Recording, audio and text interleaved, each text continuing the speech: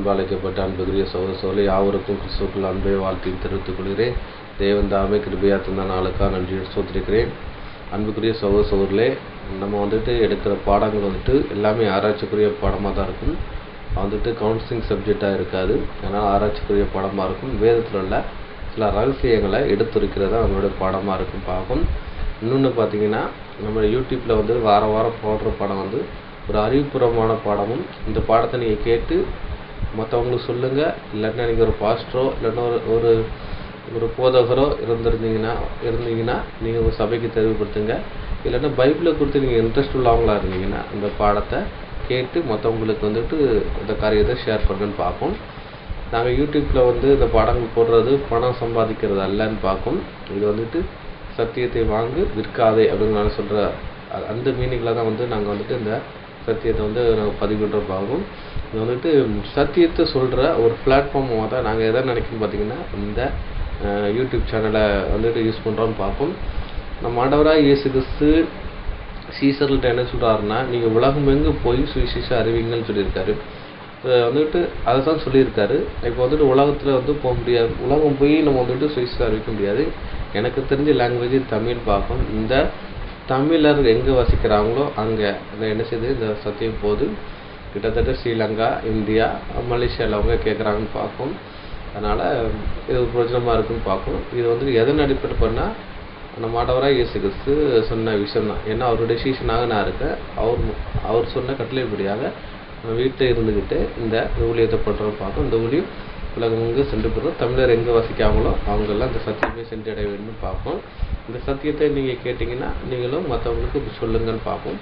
இல்லாட்டா உங்களுக்கு வேறு இங்கிலீஷ் நாலேஜோ ஹிந்தியோ தெரிஞ்சுன்னா இந்த பிரசங்கத்தை அப்படியே நீங்கள் என்ன பண்ணுறது பார்த்தீங்கன்னா உங்களுடைய சேனலில் பேசி போட்டு இந்த சத்தியத்தை மற்றவங்களுக்கு பிரயோஜனப்படுத்தி கொள்ளுங்க. அதான் அந்த விஷயம் பார்ப்போம். இதுக்கு ஒரு பிரதிபலனை தேவன் தருவார் எனக்கு. அதனால் இந்த பிரதிபலன் எனக்கு யூடியூப் சேனல் தர வேண்டிய அவசியம் இல்லை. தேவன் தருவார்னு பார்க்கணும். அந்த நோக்கத்தோடு அடிப்படையில் தான் இந்த சத்தியத்தை பதிவு பண்ணுறோன்னு பார்க்கணும். ஏன்னா இந்த விஷயத்தை சொல்ல வேண்டிய ஒரு கட்டாயத்தை தான் இருக்குன்னு பார்க்கணும். ஏன்னா இப்போ இந்த யூடியூப் சேனலு, இன்ஸ்டாகிராம்லாம் மற்றவங்க என்ன செய்கிறாங்க, பணம் சம்பாதிக்கிறதுக்காக அந்த மாதிரி யூஸ் பண்ணுறாங்க. நான் அந்த மாதிரி இல்லைங்கிற விஷயத்தை தான் நான் சொல்கிறேன். இது சத்தியம் சொல்கிற ஒரு பிளாட்ஃபார்ம் தான் நான் நினச்சி பண்ணுறேன்னு பார்க்கணும். அதை நோக்கில் தான் நீங்களும் இந்த சத்தியத்தை கேளுங்கன்னு பார்க்கணும். அதனால் அனுப்பக்கூடிய சொல்ல நம்ம நினச்சிடலாம். பார்த்தீங்கன்னா நம்ம சத்தியத்தில் கடந்து போகலான்னு பார்க்கும். நீங்கள் தமிழில் பார்த்த விஷயந்தான் எழுதினதான் அப்படிங்கிறான ஒரு டைட்டில் பார்த்துருப்பீங்க. இது உங்களுக்கு ஒரு மைண்டில் ரீச் ஆகும். இது இந்த வசனம் எங்கே இருக்குங்கிறதான விஷயத்த உங்களுக்கு தெரிஞ்சிருக்கலாம், தெரியாமல் இருக்கலாம்னு பார்க்கும். அதை நம்ம வாசிக்கலாம். யோவான் சுவிசேஷம் 19ஆம் அதிகாரம் 19 to 22 வசனங்களை வாசிக்கலாம். யோவான் எழுதின சுவிசேஷம் அதிகாரம் 19 வசனங்கள் 19 முதல் 22. பிலாத்து ஒரு மேல் விலாசத்தை எழுதி சிலுவையின் மேல் போடுவித்தான். அதில் நசரேயனாகிய இயேசு யூதருடைய ராஜா என்று எழுதியிருந்தது. இயேசு சிலுவையில் அறையப்பட்ட இடம் நகரத்திற்கு சமீபமாயிருந்தபடியினால் யூதரில் அநேகர் அந்த மேல் விலாசத்தை வாசித்தார்கள். அது எபிரேயு, கிரேக்கு, லத்தீன் பாஷைகளில் எழுதியிருந்தது. அப்பொழுது யூதருடைய பிரதான ஆசாரியர் பிலாத்துவை நோக்கி, யூதருடைய ராஜா என்று நீர் எழுதாமல் தான் யூதருடைய ராஜா என்று அவன் சொன்னதாக எழுதும் என்றார்கள். பிலாத்து பிரதியுத்தரமாக, நான் எழுதினதே என்றான். அப்போதும் பார்க்கும். இதான் அதோட விஷயம் பார்க்கும். அப்போது இந்த எழுதினது தான் அப்படிங்கிற விஷயம் நீங்கள் படிக்கும் போச்சில் நமக்கு என்ன தோணுதுன்னா, என்ன ஏதோ இந்த ராஜா எழுதிட்டாரு, ஃப்ராங்காக பேசுகிறாரு, இல்லாட்டா எழுதினாரு. அது ஒரு அதிகார துணியில் இருந்த மாதிரி தான் நமக்கு தோணலான்னு பார்க்கும். எழுதினதான் அது ஒரு ஸ்ட்ராங்கஸ்ஸாக இல்லாட்டினா ஒரு போல்டாக இல்லாட்டினா ஒரு திம்மராக கூட நினச்சிருக்கலாம். இந்த எழுதியிருக்கிற மாதிரி எல்லாருக்கும் தோணுன்னு பார்க்கும். அது என்னங்கிறான விஷயத்த நம்ம படிக்க போகிறோம்னு பார்க்கும். இது ராஜாக்களுடைய ஸ்டைல்னு பார்க்கும். இது திருத்தி எழுதுகிற விஷயம் இருக்காதுன்னு பார்க்கும். அதனால் அன்புக்குரிய சோதரில் இங்கே என்ன படம் பார்த்தீங்கன்னா, இயேசு கிறிஸ்து இங்கே ஒரு ஜட்ஜ்மெண்ட் தண்டனை நடக்குன்னு பார்ப்போம். அந்த தண்டனை இது ஒரு மரண தண்டனை தான் பார்ப்போம். மரண தண்டனை கொடுத்துட்டு அப்போ என்ன சொல்கிறாங்கன்னா, யூதருக்கு ராஜா எழுதுங்க அப்படின்னு சொல்லியிருக்காங்க அந்த விஷயத்த. ஆனால் எழுதுறதுக்கு அவன் சொன்னதாக எழுதுங்க அப்படிங்கிற விஷயத்த சொல்லுங்க. ஏன் சொல்கிறாங்கன்னா, யூதருக்கு ராஜாங்கிறது யாரும் மறுபடியும் சொல்லி இந்த மாதிரி வரக்கூடாது. அவங்களுக்கு வந்து இந்த சிலுவை தண்டனை தான் அப்படிங்கிறதான் மெயின் பண்ணி என்ன சொல்கிறாங்கன்னா எழுதுறாங்க. அப்படி யூதருக்கு ராஜா நான் சொன்னதாக அப்படின்னு சொல்லி எழுதுறாங்க. இது மற்றவங்களுக்கு பாடமாக இருக்கிறதுக்கு எழுதுறாங்கன்னு பார்ப்போம். இன்னும் இயேசு கிறிஸ்து யூதரு ராஜா மெஸ்ஸியா அவங்க வந்து அங்கீகரிக்கலான்னு பார்ப்போம். ஆனால் இங்கே என்ன போட்டால் பார்த்தீங்கன்னா நசனாய் இயேசு யூதருக்கு ராஜா என்று எழுதியிருக்கு. யூதா ராஜா அப்படிங்கிற மாதிரி எழுதணுன்னா அவர் கேட்காரு, திருத்தி எழுதுங்க.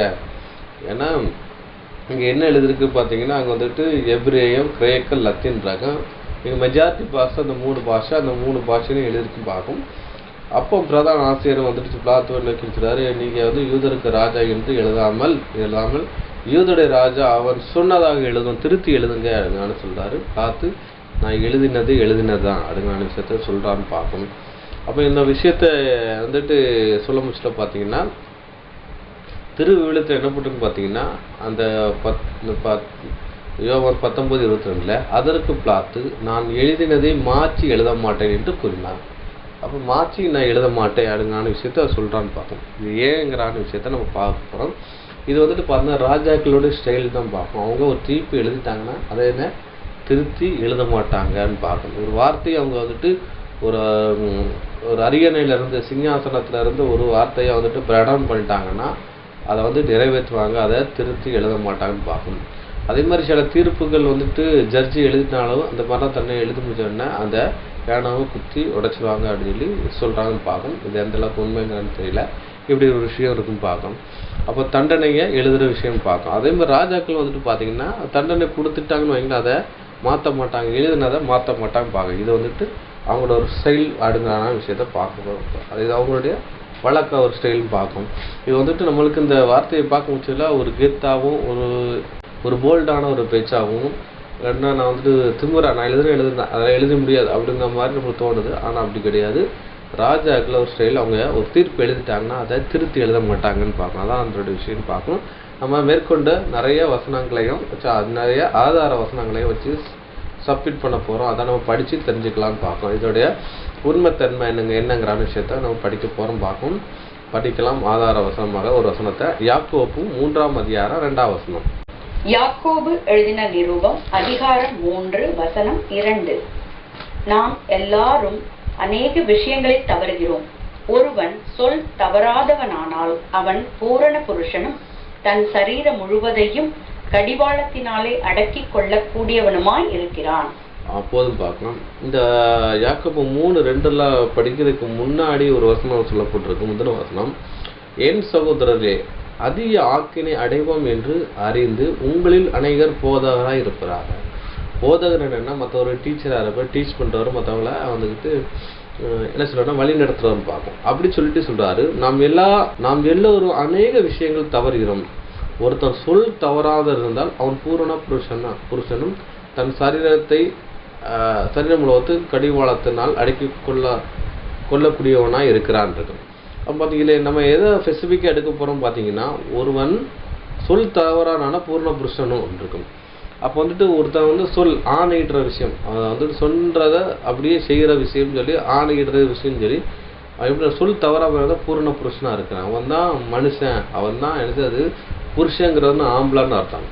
அப்போ வந்து சொல்ல அப்படியே செய்கிறது தான் ஒரு மனுஷனுடைய வேலைன்னு பார்க்கணும், ஒரு ஆம்பளையுடைய வேலைன்னு பார்க்கணும். பூரண புருஷன் அப்படின்னா அவன் தான் முழுமையான ஒரு ஆண் அப்படிங்கிற சொல்லப்படுது. இந்த புருஷருங்கிற வார்த்தையை பார்த்தீங்கன்னா தூதர்களுக்கும் எனக்கு இந்த வார்த்தையை பொருந்துன்னு பார்க்கணும். இன்றைக்கி பார்த்தீங்கன்னா சொல்லுவாங்க, அதாவது ஒருத்தர் ஏதாவது ஒரு கடன் பட்டாங்கன்னா அவர் சொல்ல இந்த டேட்டில் அவனுக்கு பணம் தாரேன் அப்படின்னு சொல்லுவாங்க, அந்த டேட்டில் கொடுக்கணும். இல்லாட்டினா என்ன சொல்லுவாங்கன்னு பார்த்தீங்கன்னா பணத்தை வாங்கிட்டு கொடுக்க தெரியல, நீங்களாம் ஒரு ஆம்பளையா அப்படின்னு கேட்பாங்க. அப்படி என்ன பார்த்தீங்கன்னா சொன்ன டேட்டில் கரெக்டாக கொடுக்கணும். அப்படி சொன்னால் தான் அதை வந்துட்டு ஒரு ஆண் மகனுங்கிறான ஒரு கம்பீரம் இருக்கும் பார்க்கணும். அப்போ சொல் தவறக்கூடாது. அப்படி சொல் தவறாட்டினா பூரண புருஷனாக இருக்க முடியாது. வந்து ஒரு ஆம்பளையாக இருக்க வேண்டிய ஒரு அவசியம் இல்லை. ஆம்பளையாக இருக்கிறத குவாலிட்டியிலேருந்து வந்து இழந்து போகிறான்ங்கிற விஷயத்த அங்கே சொல்லப்படுதுன்னு பார்க்கணும்.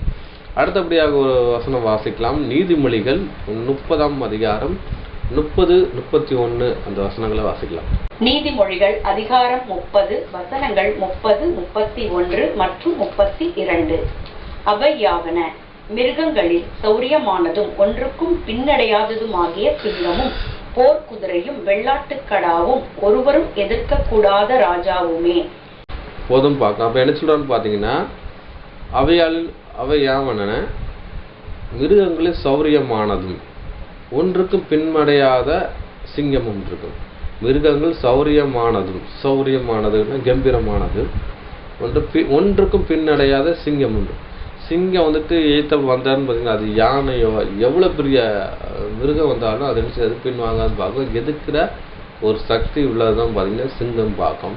சிங்கத்துக்கு முன்னாடி உருவத்தில் யானை பெருசாக இருந்தால் கூட இதற்கு கர்ஜிக்கிற விஷயத்தில் யானையை பின்வாங்கன்னு பார்க்கும்.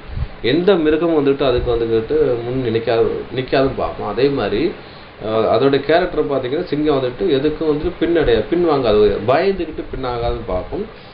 அதே மாதிரி என்னதுன்னா அதுக்கப்புறம் பயப்படாத பார்த்தீங்கன்னா போர்க்குதிரைன்றது யுத்தம் இருக்குது. இந்த யுத்தத்தில் வந்துட்டு பார்த்தீங்கன்னா யுத்தம் நடக்கும் பார்த்தீங்கன்னா அந்த போர்க்குதிரை எப்படின்னா வால் சண்டை எல்லாம் நடந்துகிட்டு இருக்கும், ஒரே சத்தங்கள் நடந்துகிட்டு இருக்கும் பார்க்கும்.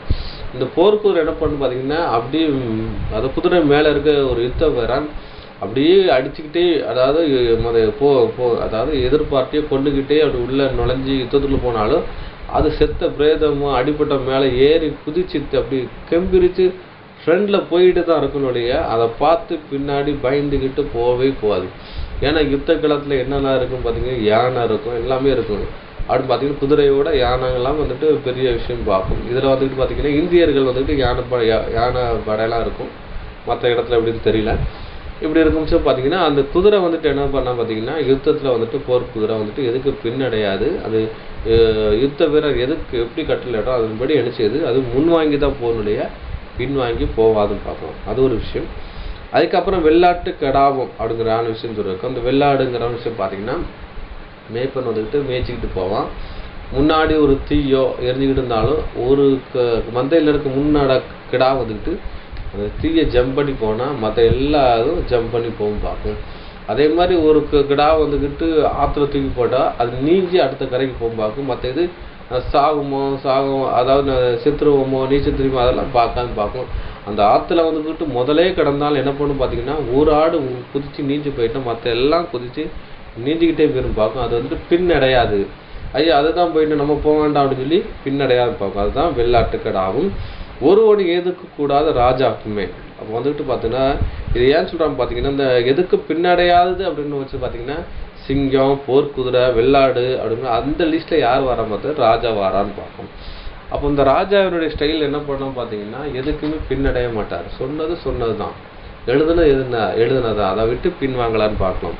அதான் ஒரு விஷயம்னு பார்க்கும், பின்வடலான்னு பார்க்கும். அதுக்கப்புறம் பார்த்தீங்கன்னா இன்னொரு விஷயம் அதுக்கப்புறம் பார்த்தீங்கன்னா வாசிக்கலாம். நீதிமொழியில் ஒரு வசனம் வாசிக்கலாம். நீதிமொழிகள் 16ஆம் அதிகாரம் 10ஆம் வசனம். நீதிமொழிகள் அதிகாரம் 16 வசனம் 10. ராஜாவின் உதடுகளில் திவ்ய வாக்கு பிறக்கும், நியாயத்தில் அவன் வாய் தவறாது. போதும் பார்க்கும். அப்போ ராஜாவின் உதடுகள் திவ்ய வாக்கு பிறக்கும், நியாயத்தில் அவன் வாய் தவறுவதில்லை என்றது. இப்போ ராஜா ஒரு விஷயத்த வந்துட்டு என்ன தீர்ப்பு எடுத்துட்டாருன்னா அவர் நியாயத்தில் வாய் தவறாது.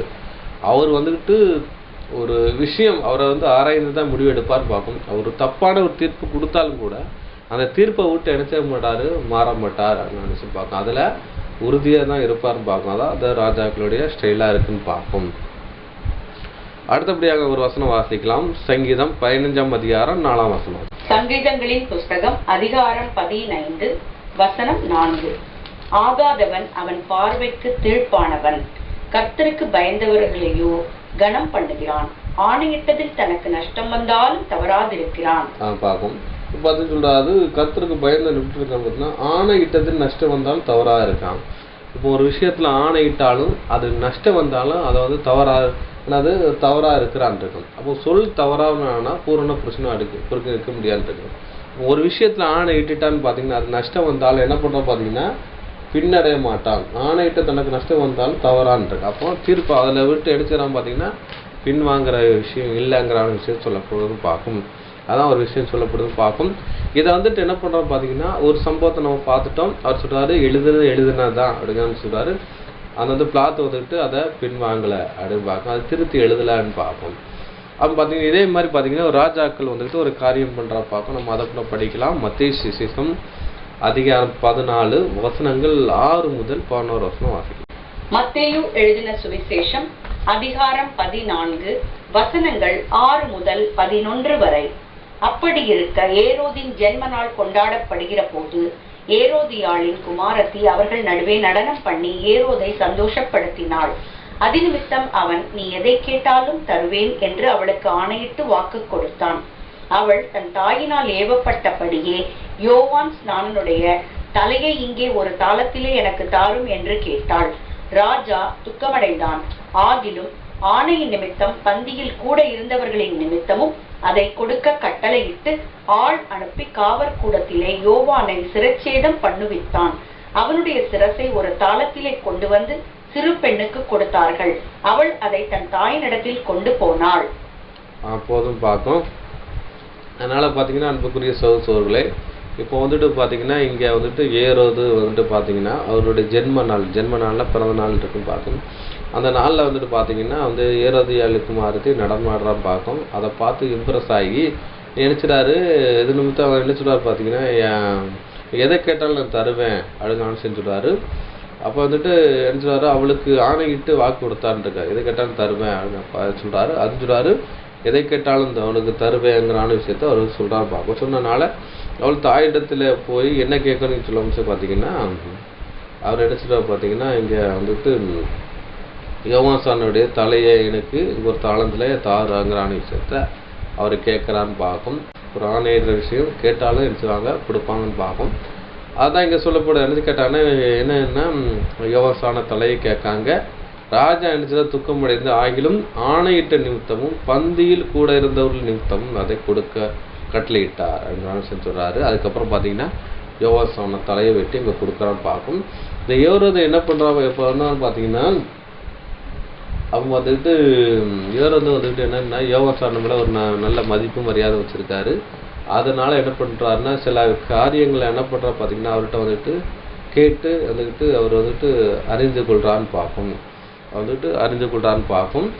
அதனால் வந்துட்டு பார்த்தீங்கன்னா ஒரு வெளியே இவரை விட்டுருந்தானா இவர் என்ன யோவானுக்கு உயிருக்கு ஒரு அச்சுறுத்தலாக இருக்கிறதுனால இவர் நினைச்சது தன் கூட வந்துட்டு பாதுகாத்து வச்சிருக்காருன்னு பார்க்கும். இப்போ அவள் என்ன பண்ணுறா பார்த்தீங்கன்னா, ஏரோது தனது சகோதரனாகிய பிலிப்பின் மனைவி ஏரோதியா நிமித்தம் யோவானை பிடித்து காவலில் வைத்திருந்தான். ஏனெனில் நீர் அவனை வைத்துக் கொள்வது நியாயமில்லை யோவான் அவனுக்கு சொல்லியிருந்த அப்படின்னாலும், ஏரோது அவனை கொலை செய்ய மனதாக இருந்தாலும் ஜனங்கள் அவனை தீர்க்கதரிசனம் எண்ணிப்படினாலும் அவன் வந்துட்டு பயந்திருந்தான் விஷயம் சொல்லப்படுதுன்னு பார்ப்போம். அதுக்கப்புறம் பார்த்தீங்கன்னா இவரு ஒரு மதிப்பு மரியாதை வச்சுருந்தாருன்னு பார்க்கும். அதனால் என்ன பண்ணுற பார்த்தீங்கன்னா என்னதுன்னா அவர் கொல்ல மனசு இல்லை. அதான் சொல்றாரு, ராஜா துக்கமடைந்து ஆணையிட்ட நிமித்தம் என்ன பண்ணுறா பார்த்தீங்கன்னா அவர் வந்துக்கிட்டு கொடுக்கான்னு பார்க்கும். ஆனால் முதல் வருஷம் என்ன சொல்லும் பார்த்தீங்கன்னா, ஏரோது கொலை செய்ய மனதாக இருக்கிறாரு. ஆனாலும் அவர் தீர்க்கதரிசி எண்ணி இருப்பதால் அவனுக்கு பயந்து அழகான விஷயத்தை சொல்லப்படுதுன்னு பார்க்கும். இந்த இன்சிடெண்ட்டை படிக்கலாம், மார்க்கில் இருக்கும் பார்க்கும். மார்க்கும் 6ஆம் அதிகாரம் 17 to 25 வசனங்களை படிக்கலாம் பார்க்கும். ஏரோது தனது சகோதரனாகிய பிலிப்பு மனைவியை ஏரோதியால் தனக்கு மனைவியாக்கி கொண்ட போது யோவான் ஏரோதை நோக்கி, நீர் உம்முடைய சகோதர மனைவியை வைத்துக் கொள்வது நியாயமல்லவென்றும் சொன்னது நிமித்தம் ஏரோது சேவரை அனுப்பி யோவானை பிடித்து கட்டி காவலில் வைத்திருந்தார். ஏரோதியாலும் அவனுக்கு சதி நினைத்து அவளை கொன்று போட மனதாயிருந்தாள். ஆகிலும் அவளால் கூடாமல் போயிற்று. அது என்னவென்றால், யோவான் நீதியும் பரிசுத்தம் உள்ளவரும் என்று ஏரோது அறிந்து அவனுக்கு பயந்து அவனை பாதுகாத்து அவன் யோசனைப்படியெல்லாம் அநேக காரியங்களை செய்து விருப்பத்தோடு அவன் சொல்ல கேட்டு வந்தான். இப்போ பார்த்தீங்கன்னா ஏன் காவலில் வச்சிருக்கான்னு பார்த்தீங்கன்னா, ஏரோதியால் வந்துட்டு கொன்றக்கூடாது. அவர் நீதி உள்ளவர், பரிசுத்தம் உள்ளவர். அதனால அவரை டச் பண்ணி ஏதாச்சும் நமக்கு வந்துட்டு பாதகம் வந்துடக்கூடாதுங்கிறதுக்காக என்ன பண்ணுறா பார்த்தீங்கன்னா, வெளியே வந்துக்கிட்டு யோவானை வச்சா ஒரு உயிருக்கு அச்சுறுத்தலும் இருக்கும், பாதுகாப்பு இல்லைன்னு சொல்லி அவருடைய கஸ்டடியில் வைக்கிறாரு. வச்சு என்னது வந்துட்டு என்ன பண்ணுறா பார்த்தீங்கன்னா, அவர் வந்துட்டு சிறைச்சாலையில் வச்சு பாதுகாக்கிறான்னு பார்க்கலாம். ஆனால் ஏரோதியாளுடைய வேலை அவளுக்கு என்ன துடிக்காரோ அவரை கொல்லணுங்கிறதான எண்ணத்தோடு அவள் இருக்கான்னு பார்க்கணும். அப்படி இருக்கும் பட்சத்தில் பார்த்தீங்கன்னா என்ன நடக்குன்னு பார்த்தீங்கன்னா, இவ வந்துட்டு இந்த விஷயங்கள் சொல்கிறான் பார்க்கும். விருப்பத்தோடு சொல்லி கேட்டு வந்தார். பின்பு சமயம் வாய்த்தது. எப்படி என்றால், சமயம் வாய்த்தது அப்படிங்கிற விஷயம் என்னென்னா, இப்போ ஒரு சந்தர்ப்பம் கிடைக்கி என்னென்னா, அவரை வந்துட்டு ஏரோதியால் வந்துட்டு யோவானை கொல்றதுக்கு ஒரு சந்தர்ப்பம் கிடைக்கி பின்பு சமயம் வாய்ந்தது எப்படி என்றால், ஏரோது தனது ஜென்ம நாளிலே தன்னுடைய பிரபுக்களும் சேனாதிபதிகளும் கலிலியா நாட்டிலே நாட்டின் பிரதான மனுஷர்களும் ஒரு விருந்தை பண்ணின போது, அப்போ வந்து நினைச்சாரு, தன்னுடைய பிரபுக்களும் சேனாதிபதிகளுக்கும் கலிலியாவில் நாட்டில் பிரதான மனுஷருக்கு ஒரு விருந்து ஆயத்த பண்ணின போது, ஏரோதியான குமார்த்தி சபை நடுவிலே வந்து நடனம் பண்ணி ஏரோதையும் அவனோடு கூட பந்து இருந்தவர்களையும் சந்தோஷப்படுத்தினாள். அப்பொழுது ராஜா சிறு பெண்ணை நோக்கி, உனக்கு வேண்டியதை என்னிடத்தில் கேள், அதை உனக்கு தருவேன் என்று சொன்னதும் அல்லாமல், நீர் என்னிடத்தில் எதை கேட்டாலும், அது என் ராஜ்யத்தில் பாதி கேட்டாலும் அதை நான் உனக்கு தருவேன் என்று ஆணையிட்டாள் என்றது. அப்பொழுது அவள் வெளியே போய், நான் என்ன கேட்க வேண்டும் என்று தன் தாயிடத்தில் கேட்டாள். அதற்கு அவள், யோவாசானுடைய தலை கேள் என்றார். உடனே அவள் ராஜாவினிடத்தில் சீக்கிரம் வந்து, நீர் இப்பொழுது ஒரு தாளந்தில் எனது யோவாசானுடைய தலை எனக்கு வேண்டும் என்று கேட்டால் பார்ப்போம். அப்பொழுது ராஜா மிகுந்த துக்கமடைந்து, ஆயிலும் ஆணையிட்ட நிமித்தமும் கூட பந்தியிருந்த நிமித்தமும் அவளுக்கு அதை மறுக்க மனதில்லைன்னு பார்க்கும். உடனே அவனுடைய தலையை கொண்டு வந்து சேவகனுடைய கட்டளையிட்டு அனுப்பிட்டான் இருக்கார். உடனே அவனுடைய தலையை கொண்டு வரும்படி சேவனுக்கு கட்டளையிட்டு அனுப்பிட்டான்னு பார்க்கும். அதே மாதிரி பார்த்தீங்கன்னா சிரசேதம் பண்ணி அது ஒரு தட்டில் வச்சு கொடுக்காங்க, அவர் தலையிட்ட கொடுக்கான்னு பார்க்கும். இப்போ பார்த்தீங்கன்னா இதில் என்ன விளங்குன்னா, இப்போ வந்துட்டு ஒரு ஆணையிடுறாரு, ஆணை விட்டு சொல்கிறாரு, என்னுடைய ராஜ்யத்தில் பாதி கேட்டான்னு நினச்சிடறேன், நான் அவனுக்கு தாரேன் அப்படிங்கான விஷயம் கூட அவர் சொல்கிறான்னு பார்க்கும். சொல்கிறாரு. அவன் நினச்சிடாரு வந்துட்டு என்ன பண்ணுறாருன்னா, யோவாசான தலை கேட்காரு. இருந்தாலும் அவர் துக்கப்படுகிறார். ஏன் துக்கப்படுகிறேன்னா, அவருடைய சொல்லை கேட்டு நினச்சிடாரு வந்தாருன்னு பார்க்கும். அப்போ பார்த்தீங்கன்னா ஏன் வந்துட்டு ஏரோதா வந்துக்கிட்டு மனைவி வச்சிருக்க சரியில்லை அப்படின்னு ஏன் சொன்னார்னா, அவர் புரஜ ராஜதான், சொல்ல வேண்டிய அவசியம் இல்லை. அப்போ ஏரோதுக்கும் அந்த யோவாசானுக்கும் ஒரு நல்ல ஒரு ரிலேஷன்ஷிப் இருக்கிறதுனால இவர் வந்து என்ன செய்றாரு, ஒரு சொல்கிறார், இந்த மாதிரி செய்யாத தப்பு அப்படின்னாலும் விஷயம் சொல்கிறான்னு பார்க்கணும். நம்ம யார்கிட்ட வந்து நம்ம ஒரு விஷயத்த வந்துட்டு கண்டிப்போம்னா, நம்ம வந்து தெரியாதவங்க பழகாதவங்கிட்ட போய் சொல்ல மாட்டோம். ஒரு விஷயத்த கண்டிக்கணும்னா அவங்க தெரிஞ்சவங்கள்ட்ட தான் தப்பு உணர்த்தோன்னு பார்க்கும். ஏன்னா யோவாசானவர் அவருக்கு கொஞ்சம் நெருங்கிய வந்துட்டு இந்த ஏரோது பழக்கனால அவர் சொல்கிறான்னு பார்க்கும். இப்போ நம்ம ஏன் இந்த விஷயம் படித்தோம் பார்த்தீங்கன்னா, இங்கே ஒரு ஆணையிடுறாரு, அதை மறுக்க முடியல, சபை முறையிலையும் மறுக்க முடியாத சூழ்நிலை பார்க்கும். அதனால் என்ன பண்ணுறா பார்த்தீங்கன்னா, அந்த விஷயத்த நிறைவேற்றுறான்னு பார்க்கும். ஆனாலும் அவர் மேலே அன்பு வச்சுருந்தாலும் ஒரு உயிரை வந்துக்கிட்டு என்ன பண்ணுற முடியல பார்த்தீங்கன்னா, இங்கே வந்துட்டு காப்பாற்ற முடியல. ஏன்னா ஆணையிட்டுறாரு, அதனால் அதை செய்து முடிக்க வேண்டிய ஒரு சூழ்நிலையாக இருக்குன்னு பார்க்கும். ஆனால் பார்த்தீங்கன்னா சென்டென்ஸு சின்னது தான், எழுதினது தான் அப்படின்னு சொல்லி ஒரு பார்த்தோம். நம்ம பைபிளில் படிக்கிற விஷயங்கள்லாம் நினச்சதோ ஏதோ நம்ம வாசிச்சுட்டு போயிடுவோம். ஆனால் அதுக்குள்ளே எவ்வளோ பெரிய உண்மைத்தன்மை இருக்குன்னு சொல்லி நமக்கு தெரியலான்னு பார்க்கும். அதனால தான் இந்த வசனத்தை எடுத்து நம்ம நினச்சிடோம் வந்து தியானிக்குன்னு பார்க்கும். இந்த எழுதினது தானே அப்படின்னா, இந்த என்னென்னா அதில் நிறைய கருத்துக்களும் நிறைய அது உண்மைத்தன்மை இருக்கிறதுக்காக தான் இந்த டைட்டிலே எடுத்து நிச்சயம் நம்ம தியானிக்குன்னு பார்க்கும். இப்போ ராஜா வந்துக்கிட்டு ஒரு காரியத்தை வந்து இறங்கி ஒரு தீர்ப்பிட்டுட்டாருனா, இல்லாட்டினா சொல்லிட்டாருனா, எழுதிட்டாருனா அதை விட்டு பின் வாங்க மாட்டார்னு பார்க்கும். ஏன்னா ராஜாக்களுடைய ஸ்டைலாக இருக்குன்னு அப்படிங்கான வயசு பார்க்கும். ஸ்டைல்னா அவருடைய வாழ்க்கை லைஃப் ஸ்டைலாக இருக்குன்னு பார்க்கும். அடுத்தபடியாக அன்புக்குரிய சகோதரன் ஒரு வசனம் வாசிக்கலாம். லேவியாகமம் 5ஆம் அதிகாரம் 4ஆம் வசனம். லேவியராகமம் அதிகாரம் 5 வசனம் 4. மனிதர் பதறி ஆணையிடும் எந்த காரியத்திலானாலும் ஒருவன் தீமை செய்கிறதற்காவது நன்மை செய்கிறதற்காவது தன் மனம் அறியாமல் தன் உதடுகளினால் பதறி ஆணையிட்டு பின்பு அவன் அதை அறிந்து கொண்டால் அதை குறித்து குற்றம் உள்ளவன் ஆவான். பார்ப்போம்.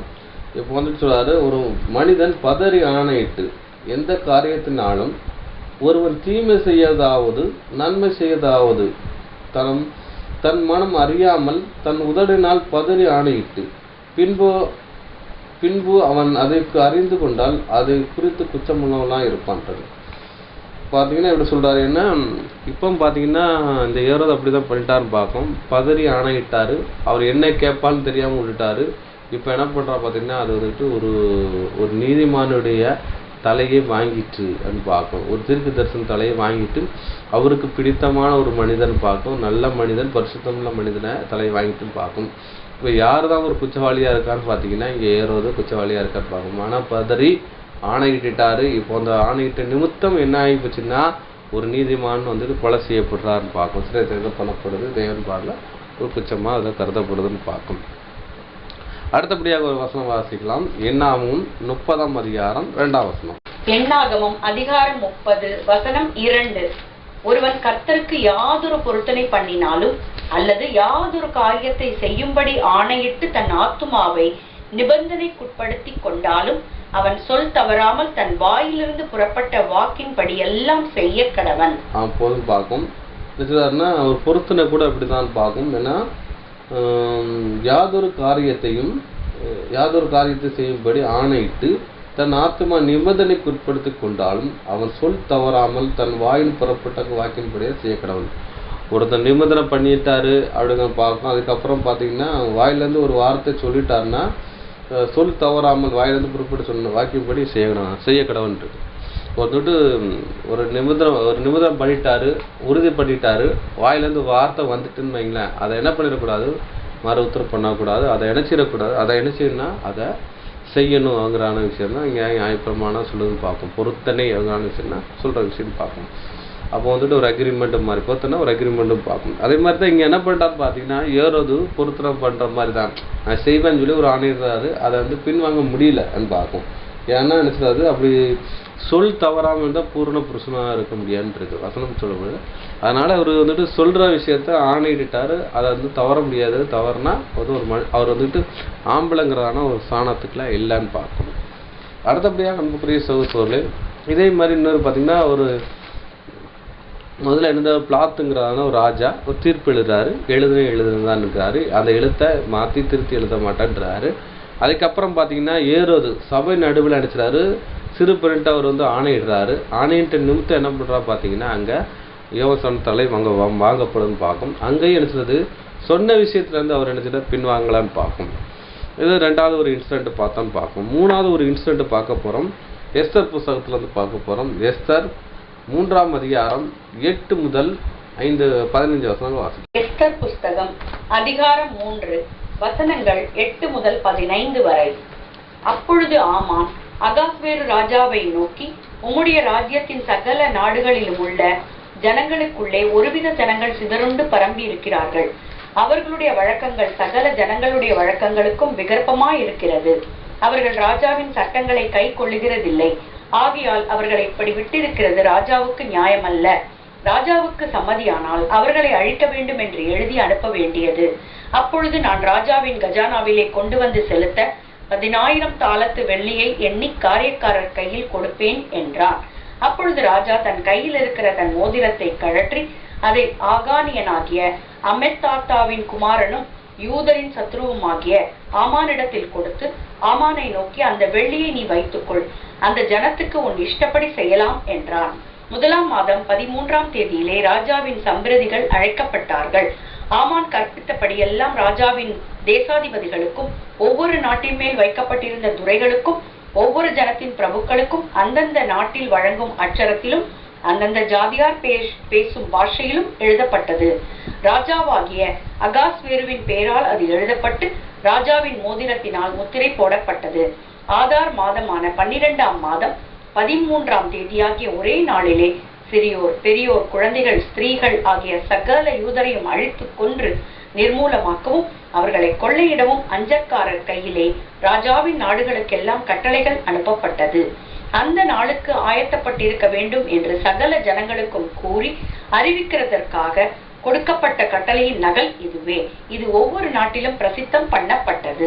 அந்த அஞ்சற்காரர் ராஜாவின் உத்தரவினால் தீவிரமாய் புறப்பட்டு போனார்கள். அந்த கட்டளை சூசான் அரண்மனையில் பிறந்தது.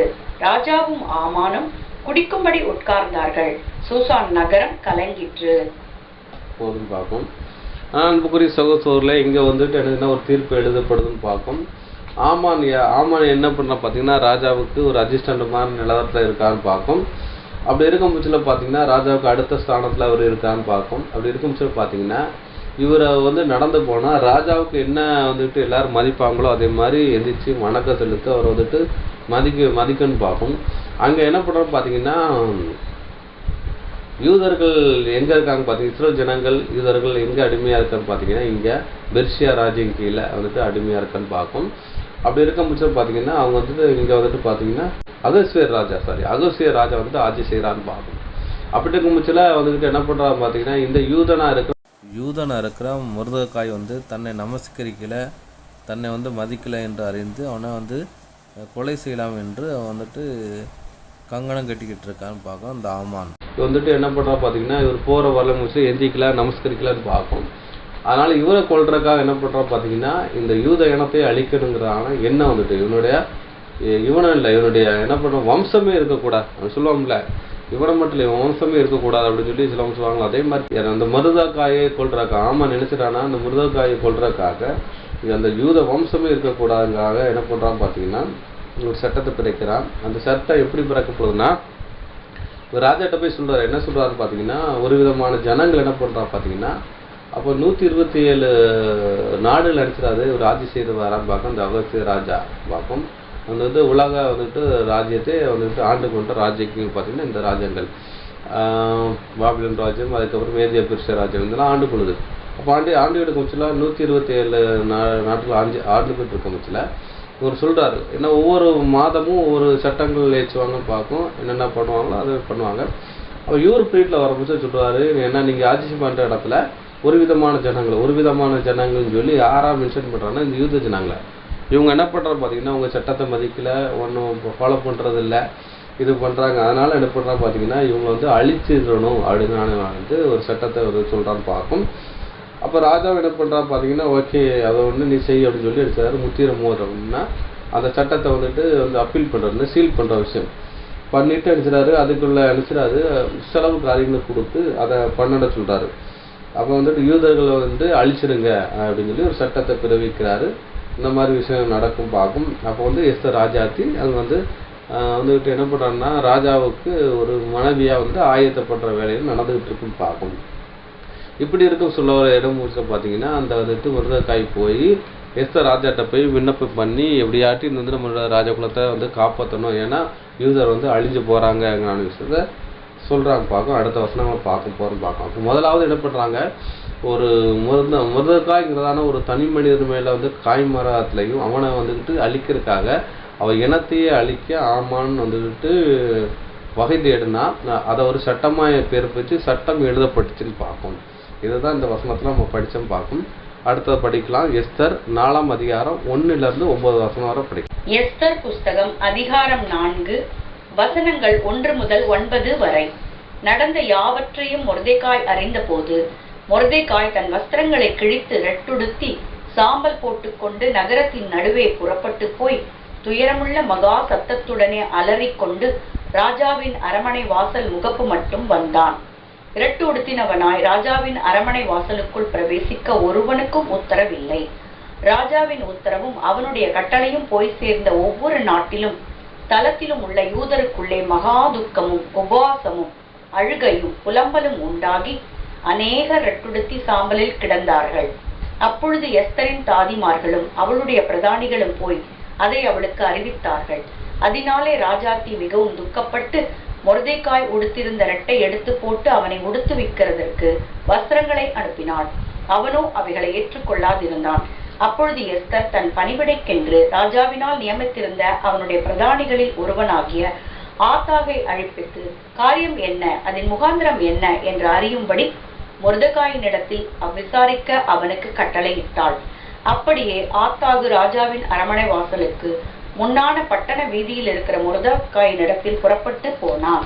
அப்பொழுது மொர்தெகாய் தனக்கு சம்பவித்த எல்லாவற்றையும் பற்றியும் யூதரை அழிக்கும்படி ஆமான் ராஜாவின் கஜானாவுக்கு எண்ணி கொடுப்பேன் என்று சொன்ன பணத்தொகையை பற்றியும் அவனுக்கு அறிவித்ததும் அன்றி யூதர்களை அழிக்கும்படி சூசானில் பிறந்த கட்டளையின் நகலையும் அவனிடத்தில் கொடுத்து அதை எஸ்தருக்கு காண்பித்து தெரியப்படுத்தவும் அவள் அகத்தியமாய் ராஜாவினிடத்திற்கு போய் அவனிடத்தில் தன் ஜனங்களுக்காக விண்ணப்பம் பண்ணவும் மன்றாடவும் வேண்டுமென்று அவளுக்கு சொல்லச் சொன்னான். ஆத்தாகு வந்து மொர்தெகாயின் வார்த்தைகளை எஸ்தருக்கு அறிவித்தான். போதும் பார்க்கும். அதான் இங்கே வந்துட்டு எஸ்தர் ராஜாத்திட்ட வந்துட்டு இந்த விஷயம் சொல்கிறான்னு பார்க்கும். மொர்தெகாய் யாருன்னு பார்த்தீங்கன்னா எஸ்தருடைய வளர்ப்பு தாப்பம் தான் பார்த்தீங்கன்னா மொர்தெகாய்ன்னு பார்க்கும். இங்கே பார்த்தீங்கன்னா மொர்தெகாய் வந்துட்டு யாரை நமஸ்கரிக்கலான்னா இவரை வந்துட்டு ஆமான் நமஸ்கரிக்கலாம் பார்க்கும். அதை கூட நம்ம படிச்சிடலாம். எஸ்தர் 1, 2, 3 பார்க்கலாம். இந்த நடவடிக்கைக்கு பின்பு ராஜாவாகிய அகஸ்வேரும் ஆமோத்தாவின் குமாரனாகிய ஆமோத்தாவின் குமாரனாகிய ஆமான் என்னும் ஆகானியனை மேன்மைப்படுத்தி தன்னிடத்தில் இருக்கிற சகல பிரபுக்களுக்கும் மேலாக அவனுடைய ஸ்தானத்தை உயர்த்தி வைத்தான். ஆகையால் ராஜாவின் அரண்மனை வாசல் இருக்கிற ராஜாவின் ஊழியக்காரர் எல்லாரும் ஆமானை வணங்கி நமஸ்கரித்து வந்தார்கள். அவனுக்கு இப்படி செய்ய வேண்டும் என்று ராஜா கட்டளையிட்டிருந்தான். ஆனாலும் மொர்தெகாய் அவனை வணங்கவில்லை, நமஸ்கரிக்கவில்லை. அப்பொழுது ராஜாவின் அரண்மனை வாசலில் ராஜாவின் ஊழியக்காரர்கள் மொர்தெகாயை பார்த்து, நீ ராஜாவின் கட்டளை மீறுகிறது என்ன என்று கேட்டார். இப்படி அவர்கள் நாளுக்கு நாள் அவனுக்கு சொல்லியும் அவன் தங்களுக்கு செவி கொடுக்க போனபோது தான் யூதன் என்று அவன் அவர்களுக்கு அறிவித்தபடினாலும் மொர்தெகாய் சொற்களை நிலை நிற்குமோ என்று பார்ப்பதற்காக அதை ஆமானுக்கு அறிவித்தான். ஆமான் மொர்தெகாய் தன்னை வணங்கி நமஸ்கரிக்கதை கண்டபோது மூர்க்கம் நிறைந்தவனாய் இருந்தான். இப்போ ஆமான் மொர்தெகாய் நமஸ்கரிக்க அதை கண்ட போது மூர்க்கம் வெறி கொண்டான்ட்டு, நான் ஒரு யூதன், நான்லாம் அப்படி செய்ய மாட்டேங்கிறான விஷயத்த அவர் சொல்கிறான்னு பார்ப்போம். இன்னொன்று பார்த்தீங்கன்னா, நம்ம ஒரு நம்ம தேசத்தில் அடிமைப்படுத்திருக்க இவங்களுக்கு போய் நான் நினச்சிட்டு நமஸ்கரிக்கணுமா? அப்போ இவனுக்கு கணம், அதாவது ராஜா என்ன சொல்லுவாருன்னா, எனக்கு கொடுக்க கணம் மையமே இவனுக்கு கொடுக்கணும் ஒரு விஷயம் சொல்லியிருக்க முடியல. இவர் பண்ணலை. இது அவனுக்கு கோபமாக வருது. அதையும் நினச்சதை கட்டளையாக பிறப்பிக்கிறான்னு பார்ப்போம். இங்கே ராஜாத்திட்டே சொல்லும் போது இந்த சம்பவம் இருக்குது. அங்கே என்ன பண்ணுறா பார்த்தீங்கன்னா, பத்திரத்தை எழுதியாச்சு, சீல் பண்ணி அடிச்சிடப்போ யூதர்களை அழிக்கணும்னு சொல்கிறாருன்னு பார்ப்போம். அப்போ யூதரை அழிக்கணும், யூதர் இல்லாமல் ஆயிரும். யூதா ஸ்ரீ தான் யாருன்னு பார்த்தீங்க, எஸ்தர்னு பார்க்கும். இந்த எஸ்தரை யூத ஸ்ரீ சொல்லி அங்கே சொல்லவே இல்லைன்னு பார்க்கும். இது ஒரு இன்சிடென்ட் பார்க்கும். அதுக்கப்புறம் பார்த்தீங்கன்னா, இங்கே எஸ்தர் 8ஆம் அதிகாரம் 3 to 13 வரை வாசிக்கலாம். எஸ்தர் புஸ்தகம் அதிகாரம் 8 வசனங்கள் 3 முதல் 13 வரை. பின்னும் எஸ்தர் ராஜ சமூகத்தில் பேசி அவன் பாதங்களில் விழுந்து அழுது ஆகாகியனாகிய ஆமானின் தீவினையையும் அவன் யூதருக்கு விரோதம் செய்ய யோசித்த யோசனையையும் பரிகரிக்க அவனிடத்தில் விண்ணப்பம் பண்ணினாள். அப்பொழுது ராஜா பொற்செங்கோலை எஸ்தருக்கு நீட்டினான். எஸ்தர் எழுந்திருந்து ராஜ சமூகத்தில் நின்று, ராஜாவுக்கு சித்தமாயிருந்து அவர் சமூகத்தில் எனக்கு கிருபை கிடைத்து ராஜ சமூகத்தில் நான் சொல்லும் வார்த்தை சரியென்று காணப்பட்டு அவருடைய கண்களுக்கு நான் பிரியமாயிருந்தால் ராஜாவின் நாடுகள் எல்லாம் இருக்கிற யூதரை அழிக்க வேண்டும் என்று அம்மெத்தாத்தாவின் குமாரனாகிய ஆமான் என்னும் ஆகாகியன் தீவினையாய் எழுதின கட்டளைகள் செல்லாமற் போக பண்ணும்படி எழுதி அனுப்பப்பட வேண்டும். என் ஜனத்தின் மேல் வரும் பொல்லாப்பை நான் எப்படி பார்க்கக்கூடும்? என் குலத்துக்கு வரும் அழிவை நான் எப்படி சகிக்கக்கூடும் என்றாள். அப்பொழுது அகாஸ்வேரு ராஜா ராஜாத்தியாகிய எஸ்தரையும் யூதனாகிய மொர்தெகாயையும் நோக்கி, இதோ ஆமானின் வீட்டை எஸ்தருக்கு கொடுத்தேன். அவன் யூதர் மேல் தன் கையை போட எத்தனித்தபடினால் அவனை மரத்திலே தூக்கு போட்டார்கள். இப்போதும் உங்களுக்கு இஷ்டமானபடி நீங்கள் ராஜாவின் நாமத்தினால் யூதருக்காக எழுதி ராஜாவின் மோதிரத்தினால் முத்திரை போடுங்கள். ராஜாவின் பேரால் எழுதப்பட்டு ராஜாவின் மோதிரத்தினால் முத்திரை போடப்பட்டதை செல்லாமற் போக பண்ண ஒருவராலும் கூடாது என்றான். சீவான் மாதம் என்னும் 3ஆம் மாதம் 23ஆம் தேதியாகிய அக்காலத்திலே தானே ராஜாவின் சம்பிரதிகள் அழைக்கப்பட்டார்கள்.